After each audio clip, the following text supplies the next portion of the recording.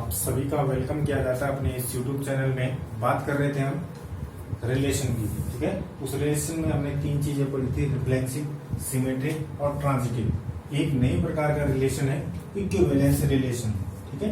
Equivalence relation वो relation होता है जहां पर ये तीनों रिलेशन क्या होते हैं, इन तीनों रिलेशनों को, कोई रिलेशन इन तीनों रिलेशनों को क्या करता है, एक साथ फॉलो कर देता है, ठीक है। ऐसा रिलेशन दे रखा होगा किसी सेट में, ऐसा रिलेशन होगा, वो सेट इन तीनों को क्या करता होगा, फॉलो करता होगा, इन तीनों रिलेशनों को, तो उसको क्या बोलेंगे, इक्विवेलेंस रिलेशन बोलेंगे। Relation R is said to be equivalence when it is reflexive, symmetric and transitive all, ठीक है। यदि तीनों को क्या करता है, संतुष्ट करता है, तो उसको क्या बोलेंगे भाई, अपने आप पे क्या बोलेंगे, इक्विवेलेंस रिलेशन बोलेंगे।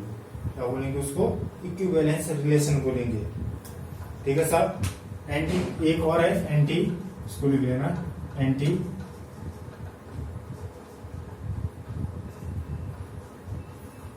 इक्विवेलेंस, ठीक है। एंटी इक्विवेलेंस, ठीक है। Equivalence, anti equivalence. Anti equivalence, a relation R is said to be anti-equivalence. A relation R is said to be anti-equivalence when A is related to B. When A is related to B and B is related to A. A is related to B and B is related to A. B is related to A is possible only when, is possible only when, ये तभी possible होगा, is possible only when A equals to B. A equals to B. When A equals to B. Only possible when A equals to B.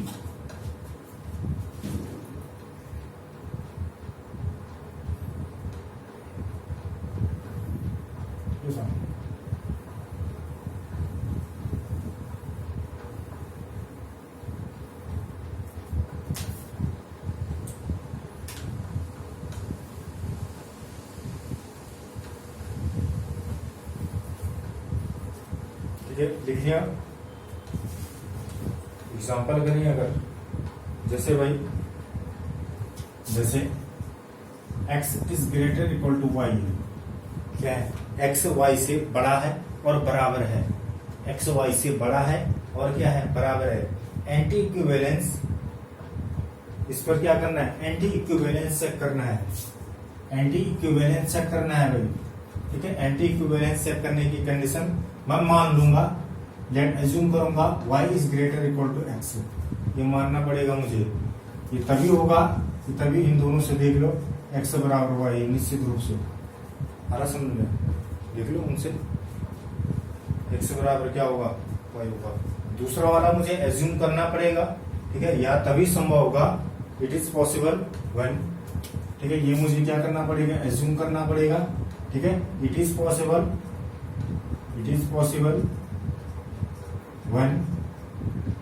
when x equals to क्या, y, जब x क्या होगा, y के बराबर होगा तभी ऐसा होगा, नहीं तो नहीं हो पाएगा ऐसा, ठीक है।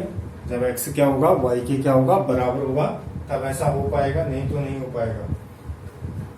जैसे एक और, x इज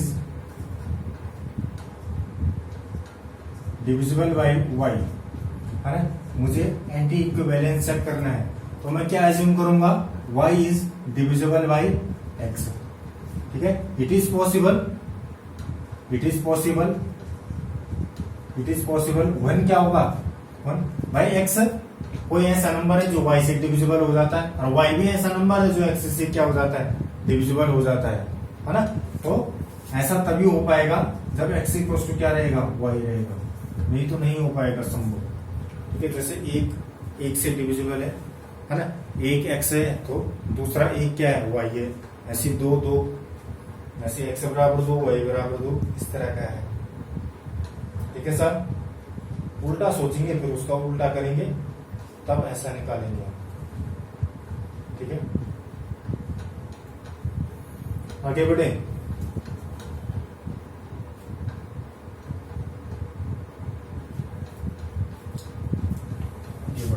इक्विवेलेंस के लिए कुछ एग्जांपल लेते हैं। ये तो एंटी इक्विवेलेंस के लिए था, इक्विवेलेंस के लिए कुछ एग्जांपल लेते हैं। तो उस एग्जांपल में लिखिएगा जैसे,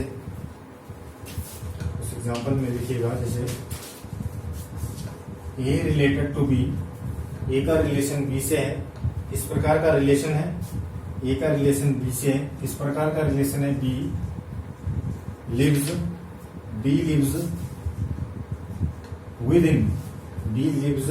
with in 1 kilometre from A, 1 kilometre from A. B रहता है, बी जीवित रहता है, बी रहता है कहीं ए से 1 किलोमीटर के दायरे में रहता है बी, या मैं ऐसा भी तो बोल सकता हूँ ए बी से 1 किलोमीटर के दायरे में रहता है, दोनों एक दूसरे से 1 किलोमीटर के दायरे में रहते हैं, है ना साहब। ठीक है, B lives within 1 kilometre from A. Check करना है भाई, इक्विवेलेंस चेक करना है, इसके लिए क्या करना है, चेक करना है। ठीक है, ए और बी दोनों आपस में इस तरह से रिलेटेड है कि बी हमेशा ए से 1 किलोमीटर के अंदर रहता है। ठीक है, ए और बी आपस में एक दूसरे से इस तरह से रिलेटेड है कि बी हमेशा ए से 1 किलोमीटर के दायरे के अंदर रहता है, 1 किलोमीटर दायरे में रहता है या दायरे के अंदर रहता है। ठीक है, तो मुझे इक्विवेलेंस चेक करना है। इक्विवेलेंस चेक करने के लिए सबसे पहले रिफ्लेक्सिव, क्या सोचूंगा, रिफ्लेक्सिव के लिए, रिफ्लेक्सिव कैसे सोचूंगा, रिफ्लेक्सिव कैसे बोलते हैं, रिफ्लेक्सिव कब होता है, किसी सेट में जब ए का रिलेशन किससे हो, ए से हो, है ना साहब। ए का रिलेशन क्या हो, ए से हो, सोचो भाई। ठीक है, मैंने चाहे ए लिया चाहे बी लिया, एक यहाँ क्या है, ए रिलेटेड टू बी है, मैं क्या सोचूंगा, ए रिलेटेड टू ए। अब बताओ ए का रिलेशन बी से किस प्रकार है, B lives within 1 kilometre from A, तो मैं क्या पढ़ूंगा, A lives within 1 kilometre from A. भाई ए है यहाँ पर कहीं ए है, इधर क्या है, बी है, तो 1 किलोमीटर का दायरा है, तो उसमें तो क्या रहता है, कंडीशन दे रखी है, 1 किलोमीटर दायरे में रहता है।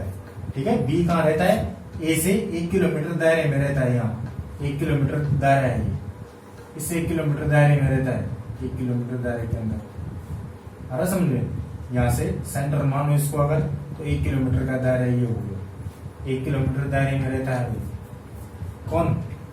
कौन ए से बी रहता है, तो मैं रिफ्लेक्सिव के लिए क्या मानूंगा, ए का ए से मानूंगा ना, बी का बी से मानूंगा, तो मैं क्या पढ़ूंगा, A lives within 1 kilometre from A. क्या ए स्वयं ए से 1 किलोमीटर के दायरे में है, हाँ है भाई, ए से ही स्वयं 1 किलोमीटर के दायरे के अंदर है। बी क्या स्वयं 1 से 1 किलोमीटर के दायरे के अंदर है, हाँ है, बी से 1 किलोमीटर दायरे के अंदर है, ए स्वयं ए से 1 किलोमीटर दायरे के अंदर है, हाँ ये रिफ्लेक्सिव है, आ रहा समझ में। ठीक है सर, ठीक है।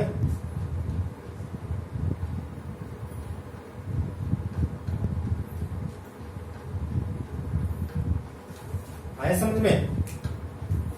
अगला सिमेट्रिक करना है, सिमेट्रिक के लिए हम जनरल क्या देखते हैं, ए का रिलेशन बी से और बी का रिलेशन क्या देखते हैं, ए से देखते हैं। ए रिलेटेड टू बी देखते हैं, बी रिलेटेड टू क्या देखते हैं, ए देखते हैं।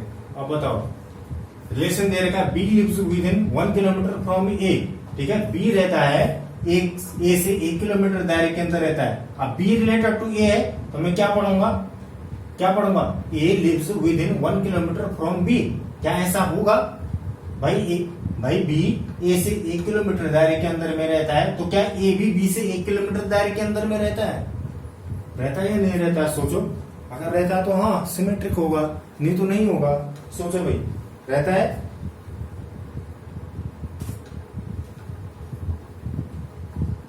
यह सिमेट्रिक होगा भाई, रहेगा जब ए रहेगा बी से, जब बी रहेगा ए से 1 किलोमीटर दायरे के अंदर, तो क्या रहेगा, ए भी रहेगा बी से 1 किलोमीटर दायरे के अंदर, तो हाँ ये सिमेट्रिक होगा। ठीक है साहब,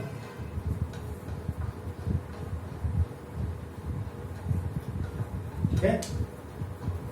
नहीं आया समझ में।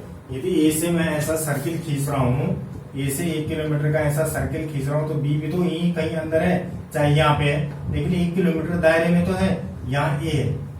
ठीक है, कहीं पे भी 1 किलोमीटर दायरे के अंदर ही तो है, इसी अंदर, तो मैं क्या बोलूंगा, बी के पॉइंट ऑफ व्यू से क्या बोलूंगा, क्या बोलूंगा, हाँ भाई ए बी क्या है, बी से 1 किलोमीटर दायरे के अंदर है। जैसे बी है ए से 1 किलोमीटर दायरे के अंदर है, वैसी ए भी बी से 1 किलोमीटर दायरे के अंदर है, ये सिमेट्रिक होगा। तीसरा यदि सेटिस्फाई हो जाता है, तीसरा हो जाता है, सेटिस्फाई हो जाता है, तो ये क्या हो जाएगा, ये क्या हो जाएगा भाई, ये क्या हो जाएगा, इक्विवेलेंस रिलेशन हो जाएगा, ट्रांजिटिव। ट्रांजिटिव चेक करो आप, ट्रांजिटिव। ट्रांजिटिव चेक करने के लिए क्या लेते हैं, मैं सामान्य बता रहा हूं, ए का रिलेशन बी से लेते हैं, बी का रिलेशन क्या लेते हैं। अभी भी ट्रांजिटिव चेक करना है तो मुझे 3 एलिमेंट सोचने पड़ते हैं, क्या 3 एलिमेंट सोचने पड़ते हैं भाई, ठीक है। फिर मैं क्या लिखता हूं, ए का रिलेशन सी से। देखो इन दोनों को हम पढ़ चुके हैं अभी। ए का रिलेशन बी से इस प्रकार का है, ये है ना साहब, यहाँ बी कहीं है, यहाँ ए है 1 किलोमीटर दायरे के अंदर, ठीक है। बी का रिलेशन सी से मैं सोचूंगा कि बी से मैं एक क्या बना दूंगा, एक और सर्किल बनाऊंगा 1 किलोमीटर दायरे का, ठीक है, जहां पर क्या रहेगा, सी रहेगा, ठीक है, जहां पर क्या रहेगा, सी रहेगा, जहां पर क्या रहेगा, सी रहेगा, ठीक है, आ रहा समझ में, जहां पर क्या रहेगा, सी रहेगा। तो मुझे एज्यूम करना पड़ेगा, मुझे क्या करना पड़ेगा, एज्यूम करना पड़ेगा हो, ठीक है। तो अब देखो यहां से तो लग रहा हो सकता है, मैं हो सकता वाली कंडीशन नहीं ले सकता हूं, श्योर लगना चाहिए मुझे कि हाँ है या नहीं है। हो सकता है कि होगा भाई, हो सकता है कि सी और ए के बीच की दूरी 1 किलोमीटर हो सकता है, हो भी सकता है और नहीं भी हो सकता है। लेकिन कभी भी अगर ऐसी कंडीशन आएगी रिलेशन में, तो हमेशा हो सकता है, नहीं हो सकता में से कौन सी कंडीशन लेनी है जो आपको श्योर लगती है। हमें श्योर कुछ नहीं दिखाई दे रहा है, इसका मतलब ट्रांजिटिव नहीं है वो, आ रहा समझ में, इसका मतलब ट्रांजिटिव नहीं होगा, ठीक है साहब।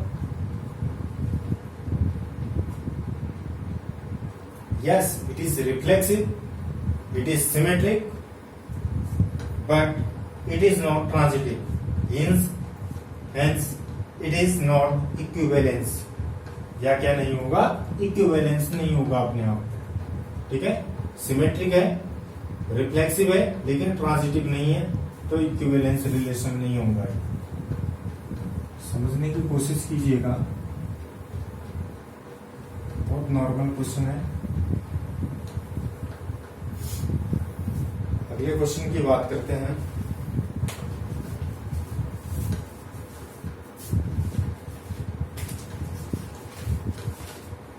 अगला क्वेश्चन है,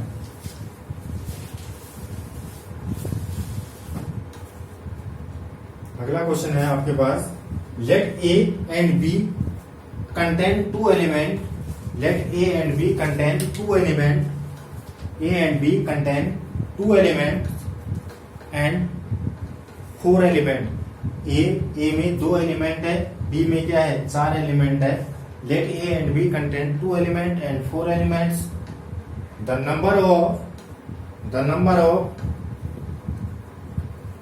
number of subset of A cross B, subset of A cross B having 3 or more element, 3 or more element, ठीक है। A है, A कंटेन 2 एलिमेंट, कुछ भी हो सकता है, ये दे नहीं रखा है, केवल दे रखा है कि A में 2 एलिमेंट है, तो मैं समझाने के लिए बना रहा हूं। B में है 4 एलिमेंट,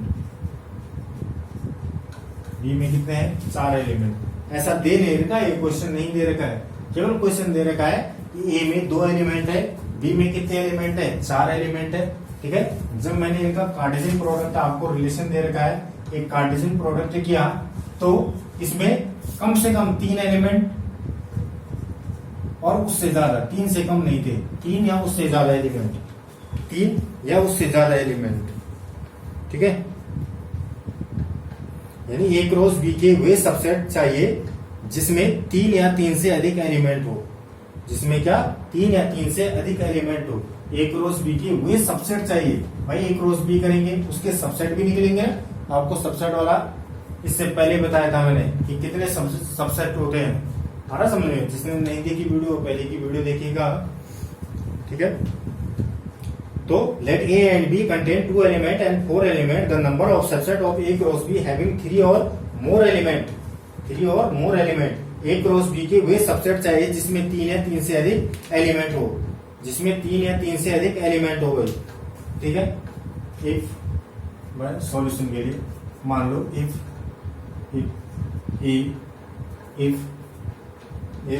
देखो अच्छा इफ की कंडीशन छोड़ देना, फिर वैसे भी चल जाएगा सिंपल तरीके से।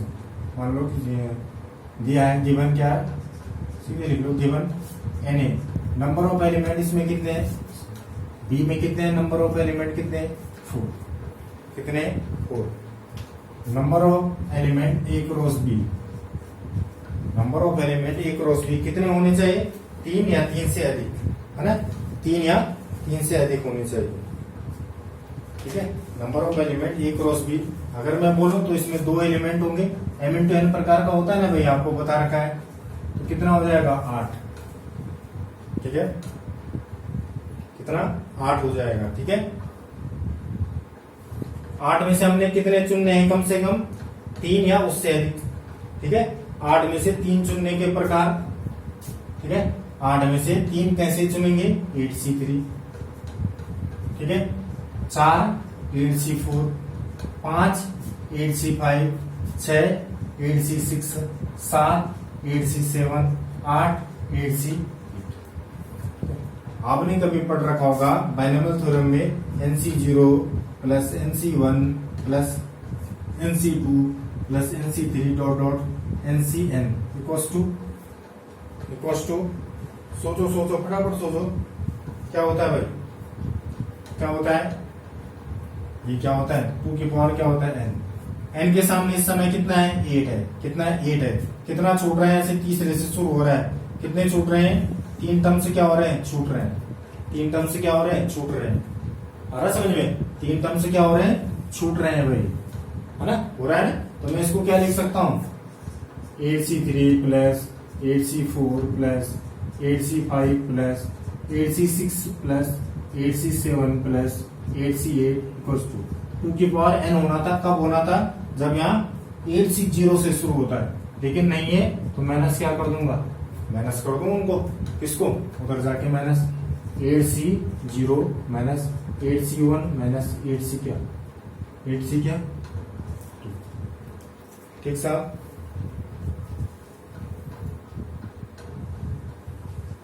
ठीक है,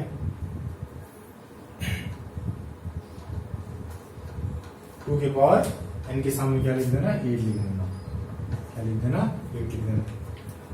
उम्मीद करता हूं कि इतना तो समझ में आया होगा आपके। ठीक है, नहीं आया होगा तो फिर क्या करेंगे, कुछ नहीं कर सकते हैं। ठीक है, हमने तो ये तो निकालना है। ठीक है, 256 होता है, 8C NC0 का मान कितना होता है, ये भी नहीं आता है? NC0 का मान कितना होता है, 1 होता है भाई। ठीक है, NC0 1 होता है, 1 हो जाएगा, और NC1 होता है, n होता है, NC1 n होता है। ठीक है, ये 1 हो जाएगा, NC1 n होता है। 8C2 का मान कैसे निकालेंगे, factorial 8 upon factorial 2 into factorial 8 minus 2, factorial 8 factorial 2 into factorial का 6, ये कितना लिख दूंगा, 8 7 फैक्टोरियल का 6 से ये चला जाएगा, तो 7 6 का 42, सॉल्व कर लेना इसको, कितना निकल जाएगा, कितना हो जाएगा, 2 चौको 8, अच्छा 2 चौको 8, 7 चौको 28 होगा। सॉल्व कर लेना है इसको, 256 28 29 8 9 38 37 घटा दो 256 में से, कितना बच गया, 219 आ जाएगा। कितना आ जाएगा साहब, 219 आ जाएगा। ये आ रहा समझ में? ठीक है,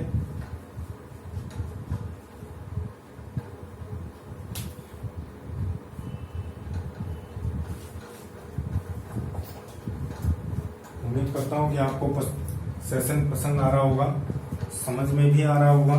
यदि समझ में नहीं आता है तो कहीं पे भी नहीं आता है समझ में तो पूछिएगा, ठीक है। मैं आपको और डिटेल में बताने की कोशिश करूंगा, ठीक है। यदि आप चैनल पे नए हैं तो प्लीज़ ज़रूर इसको सब्सक्राइब कीजिएगा, शेयर कीजिएगा। आपको सेशन पसंद आता है तो लाइक कीजिए, शेयर कीजिए, सब्सक्राइब कीजिए। मिलते हैं अगली वीडियो में।